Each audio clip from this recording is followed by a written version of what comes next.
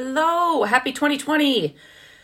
Seems like it's been forever since I've been on here, but now I feel like I am back to a routine a little bit. The kids are back to school, Matt's back at work, and so I feel like I'm a little more, I like being on a routine. I love everybody being home, but I like being on a routine and kind of having a schedule. I think I thrive a little bit better on those, on the schedules and being in a routine. I had to shut this window again because the sun was blaring in. So I'm hoping you guys can all see me. You can hear me.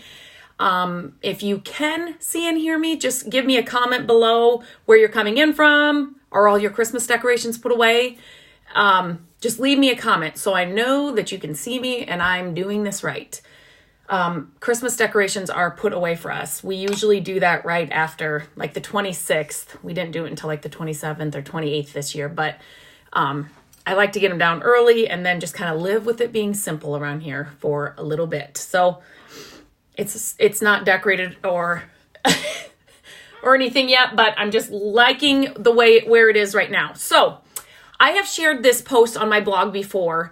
And if I left a link up above so you can check it out and get more details, but throw pillows are expensive. Does anybody else agree? $25 to $50 for a throw pillow is a lot of money. And so I like to pick up placemats and then turn them into pillows.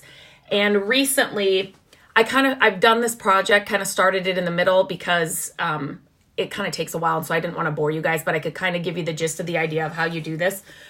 I'm so excited for these pillows. When I found these placemats on clearance for 90% off at Hobby Lobby. So they were, here, I thought I would, is that backwards for you guys? This is the tag off of the placemats. $8 for a placemat is too expensive for me for a placemat, but at 90% off, it's the perfect price for a throw pillow. So this is the tag. I just, in case you guys were I don't know if they would have any left, but, look at these. Okay. This one's halfway made, so I'm going to show you how I did it, but this is a placemat, you guys. I picked it up. So I should have not done all of them, but just imagine this flat. It was just a placemat, but as soon as I saw them, I thought it looked like a throw pillow to me. So that's what I bought them for. I will show you. There were 3 left at my store, and so I've already done these. I've already made these. So what's 90% off? These were under $2, you guys. 90% off, $8. What is that? Is that $7.20 off? Okay, anyway, under $2 I got these placemats for. So, and I'm making pillows with them. Can you guys see this? Okay. So the first thing, I'll tell you the supplies that I like to use.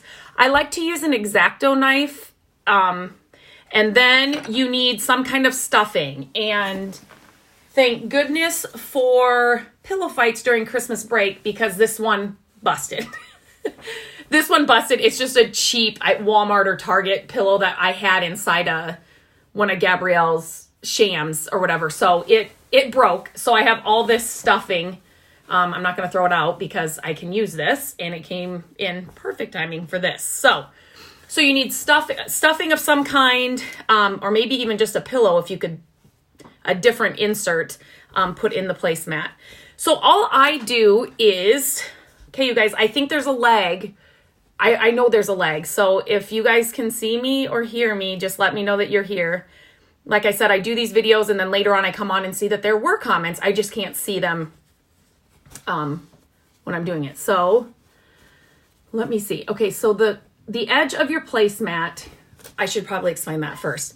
Not every placemat works for this project. You have to have a placemat that has double layers. Some of your more inexpensive ones will just kind of be just one piece of fabric, if that makes sense. So you need to look for, the placemats that are double layered and then they're kind of sewn together. So what I do is I just use my X-Acto knife, and then I just take apart the stitching, along here. And I just need a little, like this is too long. I don't sew, you guys. I do not know how to sew. I can sew a button on, and that's kind of how I do this at the end.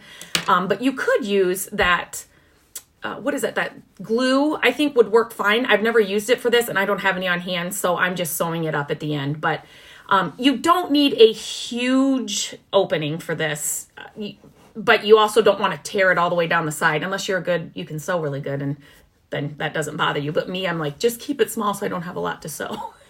So anyway, so you just need a little opening. So just tear apart that seam very carefully. You're just trying to, I don't know if you guys can see this very well. You are just trying to take you see the little yarn or the string here. You're just trying to take those out just so you can pull it apart. You don't want to rip the fabric or anything. You're just trying to take the seam off. So once you have that opening, you just stuff it. And like I said, you could use if you had a small pillow, you could take the whole side off and then just slide the placemat over a pillow. But I don't have one this size because placemats obviously aren't going to be huge throw pillows. But the ones that I link to above, I am just shoving this in with my hands. That's all I'm doing right now. The one project that I linked to above, those placemats were a little bit bigger. So, I mean, they come in all shapes and sizes, but I just loved how fun these were. Oh my gosh. I was excited to find them for under $2. So I am just stuffing. And here's a good tip. You are going to use more stuffing than you think you will.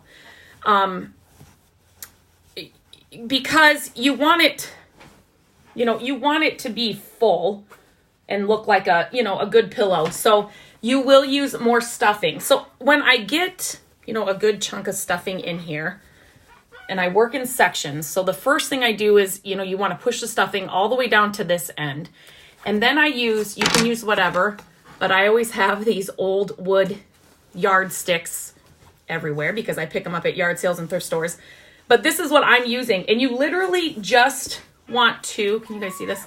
You just want to push that cotton into your pillow so there's you kind of want to, here, let me show you. Like this area here, you kind of want it to be full so it's not really bunched up. And when you push the cotton in, you will see how much more cotton you're actually going to need. If you can get your whole arm in there, like I did, use your arm too to push it all the way down. But you'll think you put a lot of cotton in, and then as you're shoving it into the corners and into the pillow, you'll find that you still need a lot more cotton. So you can buy bags of cotton too like at a Michael's or Joann Fabrics. You can find that too. Or, okay, I can see some comments. Okay, so I can see a few comments. You guys are here. Hello, it's working. Okay, like I put a lot in there, but I still have, I need to fill this little area. So you need something, even your hands, if they can't get all the way, you need something like this to push into the corners, especially, because just don't forget to get up into the corners. Otherwise it'll be, if I can push it back out of there, it'll look flat like this. You know what I mean? So try to get that cotton up in, there we go, up into the corners, just like a regular throw pillow would have. The pillow fight was successful, I guess, because the whole seam on the one side of the pillow just busted. So I'm not complaining. It worked out perfect for this project. So, okay, I don't want to bore you guys with this part. I didn't think I needed this much more. I kind of stopped and thought, okay, the cotton is getting everywhere. Okay, and when you get to okay, that's kind of full. There. When you get to the end, you do not want to overstuff this area, so then it's hard to sew the seam back in. So I just take, and I won't do this all on here because again, I don't want to bore you guys, but I just take a string. You guys, I don't know how to sew at all. I just take a string and a needle, and then here we go. Ooh. Okay, here we go. I just push them back together like they were. Make sure the ends are folded in. And then I just do a back and forth all the way up and down this little area. And then I do sometimes kind of go back and forth because sometimes they've come apart. So you want to make sure that your seam is really good, just so, especially if you've stuffed it really well, you don't want it to pop open. So I just take the needle and I go all the way, down this opening. And when I am done, okay, so I won't do this on here. Okay, so when I'm done, let me set that there. When I get it all sewn up, then I like to hold on to this at like the other end. And then I slap this really hard on the floor. So then it kind of fills in this area too. But you guys, for under $2 and a broken pillow with, the fill will cost something, but look at these pillows. I think they're so cute. And there are a lot of placemat designs and things. So these will be super cute on a okay, now I can kind of see more of these. Let me go through these. I